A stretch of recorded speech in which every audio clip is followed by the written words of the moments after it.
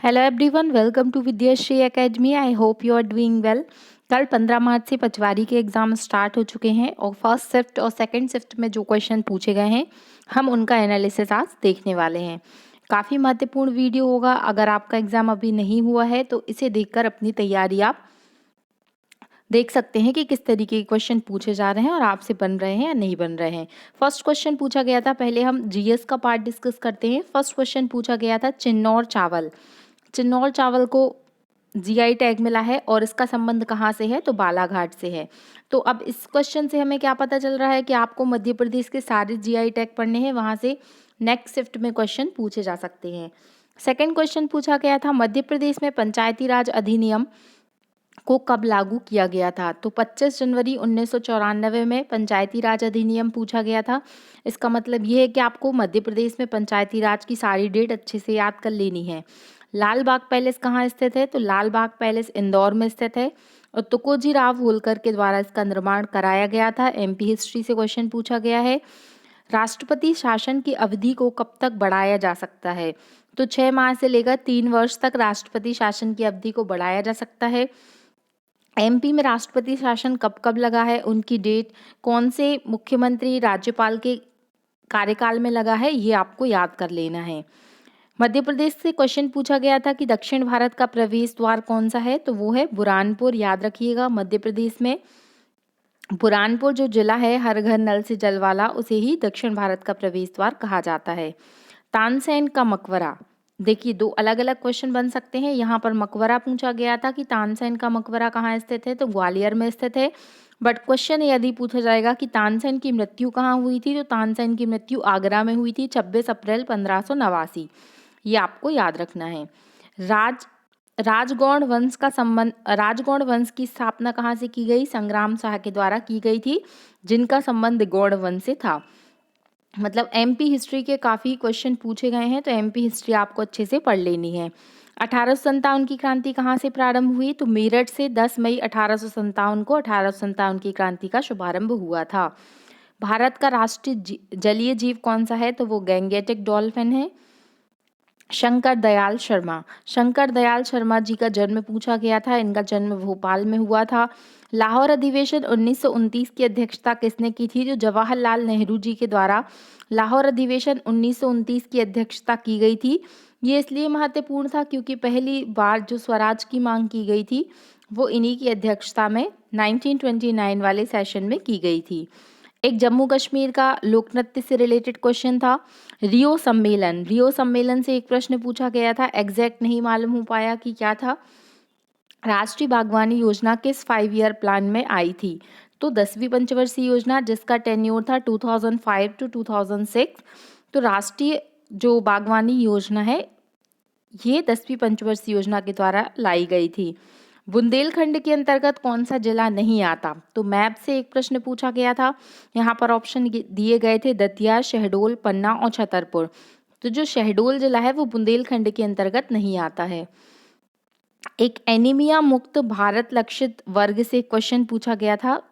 अब इसमें जैसा भी हो कि कितने से कितने उम्र तक के लोगों को इसमें लक्षित वर्ग के अंतर्गत रखा गया है। चोरापुर शिव मंदिर, पटवारी का एग्जाम हो और एक क्वेश्चन आपको इस ऐसा ना मिले, ऐसा हो नहीं सकता। तो चोरापुर शिव मंदिर से रिलेटेड एक प्रश्न पूछा गया था। और जो ओमकार अंकोर वाट का मंदिर है कंबोडिया में, इससे एक क्वेश्चन पूछा गया था। तो ये जीके जीएस के क्वेश्चन थे। आई होप आपको ये क्वेश्चन ज़्यादा टफ नहीं लगे होंगे। कुछ क्वेश्चन बहुत इजी, कुछ मीडियम पूछे गए थे। बात करते हैं मैनेजमेंट की, तो मैनेजमेंट से कुछ डायरेक्ट क्वेश्चन 2-4 आपको मिल जाएंगे, बाकी थोड़ा सा डेप्थ में एनालिटिकल क्वेश्चन पूछे गए हैं। तो अगर आपने मैनेजमेंट थोड़ा समझ के पढ़ा है तो आपसे बन जाएगा।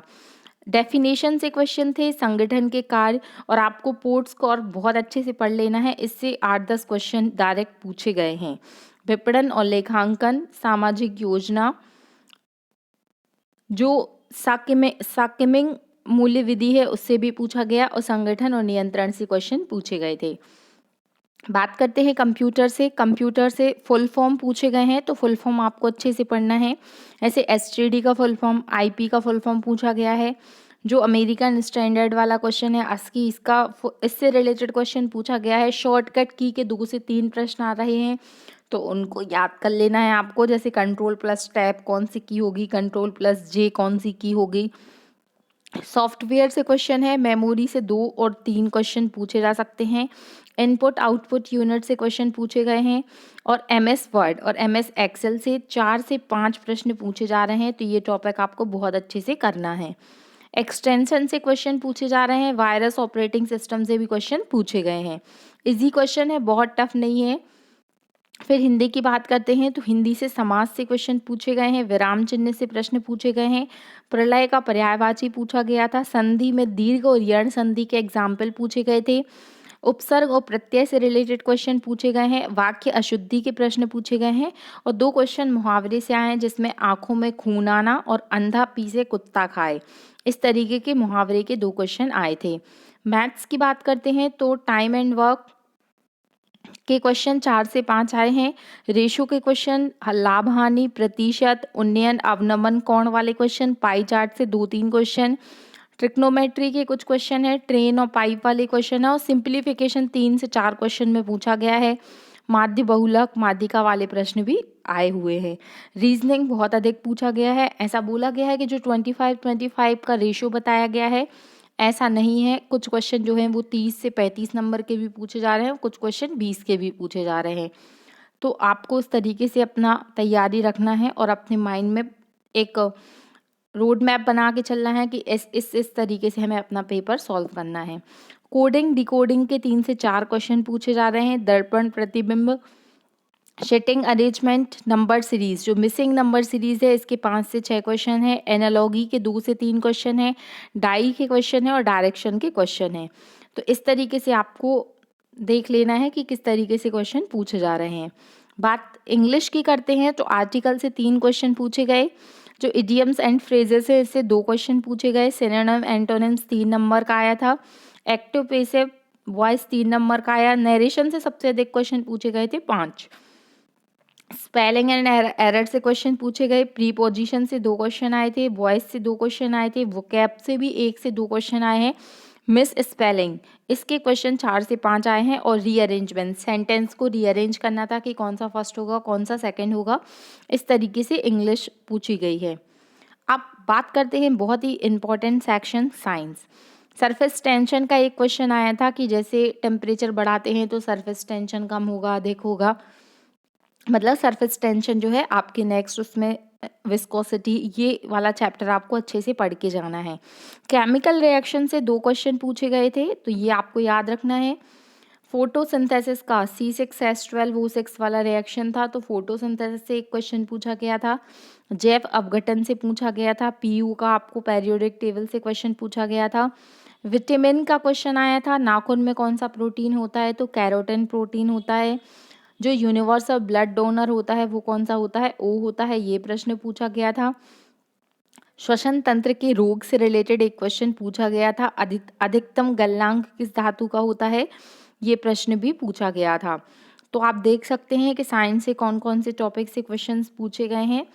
और कुछ क्वेश्चंस और हैं, जैसे कि 4 डिग्री सेंटीग्रेड पर पानी का घनत्व कितना होता है, अधिकतम होता है कम होता है, तो ये प्रश्न पूछा गया था। जो मिश्रित उर्वरक है इससे क्वेश्चन पूछा गया था। बैक्टीरिया का छोटा रूप क्या होता है, ये प्रश्न आया था।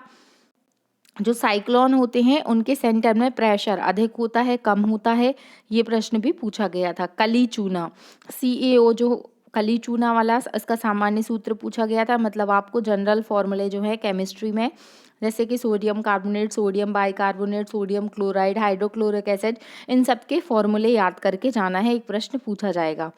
मानव शरीर का जो नॉर्मल टेम्परेचर होता है 30 डिग्री सेंटीग्रेड, ये क्वेश्चन भी पूछा गया था। पौधों का आहार कारखाना क्या होता है, तो पौधे अपना आहार किससे बनाते हैं, फोटोसिंथेसिस की प्रोसेस के द्वारा। जो लीफ होती है उसी को पौधों का आहार कारखाना कहा जाता है। यूरिया का निर्माण बॉडी में कहाँ होता है, तो लिवर में होता है, इसीलिए लिवर को केमिकल फैक्ट्री ऑफ बॉडी भी कहा जाता है।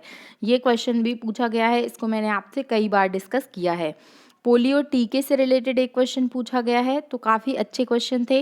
नर्व सेल की यूनिट क्या होती है, तो वो न्यूरॉन होती है। वायु उदाहरण है, तो वायु किसका उदाहरण है, तो वायु मिश्रण का उदाहरण है, क्योंकि जब हम शरीर मतलब जब हम ऑक्सीजन लेते हैं अंदर, तो उसमें केवल ऑक्सीजन नहीं होती, उसमें ऑक्सीजन भी होती है, नाइट्रोजन भी होती है, अन्य गैसें भी होती हैं, तो ये पूरा मिश्रण होता है। फिर बीओडी बायोलॉजिकल ऑक्सीजन डिमांड का क्वेश्चन पूछा गया था, आपसे पूछ सकते हैं कि सीओडी का फुल फॉर्म क्या है, केमिकल ऑक्सीजन डिमांड। और आपसे पूछा जा सकता है डीओ का फुल फॉर्म क्या है, तो डिजॉल्व ऑक्सीजन। तो ये आपको याद रखना है। आपको पोल्यूशन वाला चैप्टर भी करना है, क्योंकि उससे भी क्वेश्चन पूछे जा रहे हैं। एक केमिकल रिएक्शन पूछी गई थी कि बुझा हुआ चूना, मतलब क्या होगा ये, कैल्शियम ऑक्साइड। इसकी रिएक्शन अगर क्लोरीन से कराते हैं तो क्या बनता है, CaOCl2 बनता है। तो ये प्रश्न पूछा गया था। तो इस तरीके से हमने देखा कि हिंदी से, साइंस से और मैथ्स, रीजनिंग, इंग्लिश से कौन कौन से टॉपिक पूछे गए हैं। कुछ क्वेश्चंस और हैं जिन्हें हम डिस्कस कर लेते हैं, जो सेकंड शिफ्ट के क्वेश्चन अभी मुझे मिले हैं। जैसे कि पूछा गया था पन्ना रत्न के नाम से किसे जाना जाता है, तो करकत मणि है जिनको जाना जाता है पन्ना रत्न के नाम से। तो एमपी हिस्ट्री आपको थोड़ा देखकर जानी पड़ेगी। सेकंड, नर्मदा नदी की लंबाई से प्रश्न पूछा गया था, इजी क्वेश्चन था। तो 13-12 किलोमीटर नर्मदा नदी की लंबाई है, और अगर एमपी में बात करते हैं तो 1077 मीटर एमपी की नर्मदा नदी की लंबाई है। भेल मध्य प्रदेश में कहाँ पर स्थित है, तो भेल मध्य प्रदेश में भोपाल में स्थित है, ये प्रश्न पूछा गया था। नरोरा एकेडमी से क्वेश्चन पूछा गया था, जो कि नरोरा प्रशासनिक अकेडमी भोपाल, ये क्वेश्चन भी आया है। मध्य प्रदेश में धान अनुसंधान केंद्र कहाँ पर स्थित है, तो बड़वानी में स्थित है धान अनुसंधान केंद्र, इससे प्रश्न पूछा गया। संस्कृत विश्वविद्यालय मध्य प्रदेश में कहाँ पर स्थित है, तो ये ग्वालियर में स्थित है, ये प्रश्न भी पूछा गया था। मध्य प्रदेश में कितनी रामसर साइट हैं, तो रामसर साइट हैं 4, ये हम कई बार डिस्कस कर चुके हैं, तो आपको चारों रामसर साइट अच्छे से मध्य प्रदेश की याद करके जाना है। फिर दांडी मार्च से हिस्ट्री से क्वेश्चन आया था कि 12 मार्च 1930 को दांडी मार्च यात्रा जो है वो प्रारंभ हुई थी। और मंडला जीवाश्म राष्ट्रीय उद्यान कहाँ पर स्थित है, तो 4 ऑप्शन दिए गए थे, तो आंसर था मध्य प्रदेश। बहुत ही इजी क्वेश्चन था। अकबर ने दास प्रथा का अंत कब किया था, तो 1562 में अकबर ने दास प्रथा का अंत किया था। तो ये सेकंड शिफ्ट के क्वेश्चन थे। तो इस तरीके से आपने देखा पेपर बहुत अधिक टफ नहीं आ रहा है, बहुत अधिक इजी नहीं आ रहा, अभी शुरुआत है, देखना पड़ेगा आगे आगे क्या पैटर्न मिलता है। तो अगर आपको ये वीडियो अच्छा लगा है तो आप अपने दोस्तों तक शेयर करें, और अगर चैनल सब्सक्राइब नहीं किया है तो प्लीज़ सब्सक्राइब करें। Thank you so much. जय हिंद, जय भारत।